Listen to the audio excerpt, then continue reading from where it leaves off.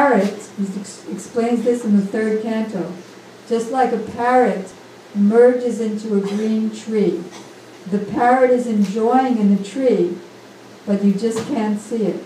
So merging into the heart of Radha and Krishna is this is the way that Prabhupada was hinting at. And then he also gave the example that the parrot may fly into the sky. And it's said that he's merging with the sky because you don't see it. But actually he's enjoying in the sky. So in this way, Srila Gurudev is putting a spotlight on Srila Prabhupada's books so that we can understand more deeply what he's saying. Then now we come to the 6th verse. The 5th verse was to Chaitanya Mahaprabhu. The first verse, just to review, was to Raghunath Das Goswami's Guru Saki, Sri Rupa Manjari, or Srila Rupa Goswami. Then he's praying to his worshipful deity, Srimati Radhika, as the most beloved of Krishna. Then the next is a blessing from Rupa Goswami that Raghunath Das Goswami, in his form as a maidservant of Srimati Radhika, is the most fortunate maidservant of Srimati Radhika because she's given her a special service. Then in the 4th verse, Srila Raghunath Das Goswami comes into external consciousness and prays to his family guru, Yadunandan Acharya, who gave him the mercy to leave home and take the shelter of Chaitanya Mahaprabhu. In the 5th verse, he prays to Chaitanya Mahaprabhu, who took him out of the blind well of materialistic household life, gave him the shelter of his own lotus feet, and gave him under the care of Sri Sarup Damodar. Now in this 6th verse, Srila Raghunath Das Goswami is praying to, also in external consciousness. This is the last of the 3 verses, 4, 5, and 6, in external consciousness. Then when we come to the 7th verse, throughout the rest of Lila Smanjali, it's all in, again, internal consciousness, praying to Srimati Radhika for her service. What time does this class go up to? It's supposed to go, I think it's 11. I think it says the start at 5 and go to 7. So it started at It 6. started at almost 6. What time is it now? Another 9:30, 10. What time is it now? Now it's 7:15. And now he's young. 7:30. So like another 8's too late. 8:15, 20 minutes. No, 8's too long. Okay. The people who just walked in. Okay. So where are we? We're on the 6th verse. Srila Raghunath Das Goswami is praying to Srila Sanatana Goswami. He's praying that Srila Sanatana Goswami gave him so much mercy when he first came to Vrindavan and was about to jump off Govardhan Hill or jump into the Jamuna, being too much overwhelmed with separation from Chaitanya Mahaprabhu. Sanatana Goswami because he was a politician previously, in the employment of the king, he knew the mind of Raghunath Das Goswami. And he told him that previously I also wanted to kill myself by jumping under the cart of Jagannath during the Ratha Yatra festival. But Chaitanya Mahaprabhu told me that you've already given your body to me. So how can you take it now and do what you want with it? That's my body. So I learned from Mahaprabhu that one can never attain success in bhajan, in chanting the Lord's names with full absorption and proper meditation by committing suicide. Only by engaging in singing the right prayers with the right mood, remembering the right pastimes, thinking of the right songs while chanting?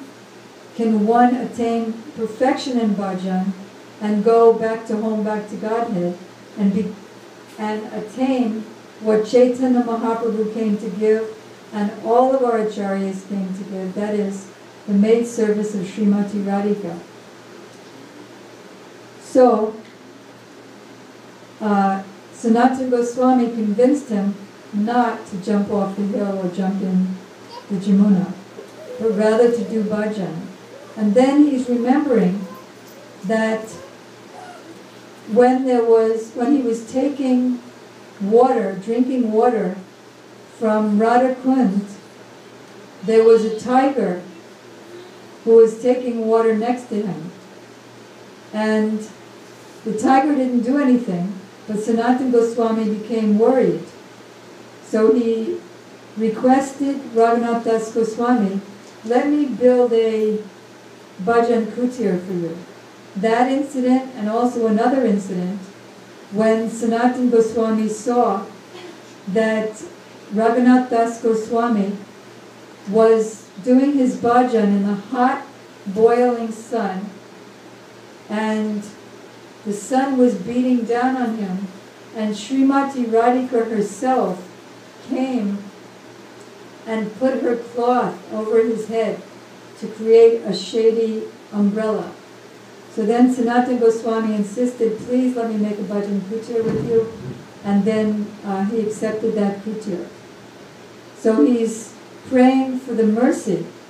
What kind of mercy? He said, I offer my obeisances to Sanatana Goswami, who forced me to take the renounced, he forced me to more deep bhakti laced with renunciation. He is just like an ocean of mercy who suffers because of the sufferings of the conditioned soul. Then, in the next verse, and for the whole rest of Vilapakus Manjali, for those of you who came in late, Vilapakus Manjali is a book of 104 verses by our previous Acharya, Srila Raghunath Das Goswami, to enter into the personal service of Srimati Radhika. And all of our acharyas teach by their prayers how to meditate at the time of chanting japa and singing. So in the 7th verse, Srila Raghunath Das Goswami prays to Srimati Radhika that, and I'm combining a few verses now, 7, 8, 9, 10. He's praying that I'm just about to burn up in a forest fire of separation from you. If you don't give me your glance of mercy right now, then I will die. When will you take away my deafness by allowing me to hear your tinkling ankle bells?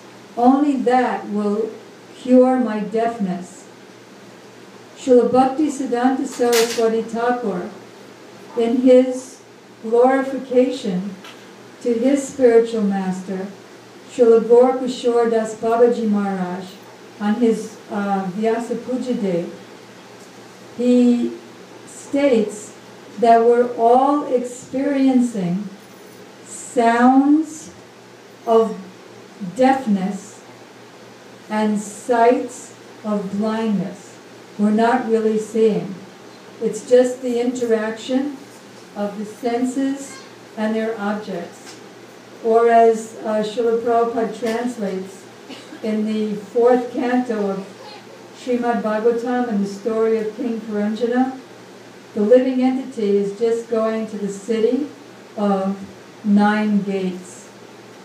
And through each of the gates, he goes to meet his friend who's just a sense object.